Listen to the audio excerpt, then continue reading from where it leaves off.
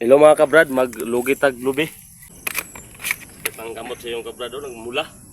Ay, saan naman kay, manginabuhi mo kita, manginabuhi. Wala tayo ipakaos ng pamilya. Hini lang, lagi naman yan. Nahuman ginatuglugit ang isa katapok mga kabrad.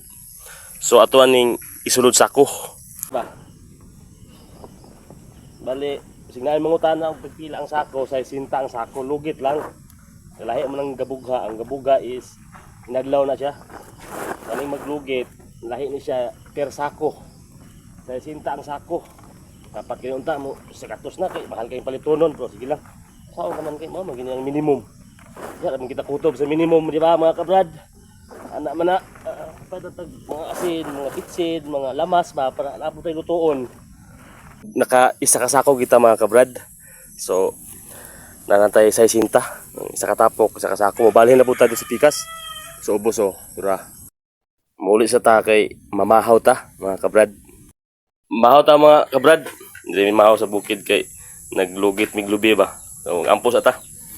Maraming salamat mga sabihin pinakaloob. Tanggapin namin sa pangalan sa May ginataang munggos o puso. Wow. Tapos na po iskabitsi. Mabulad.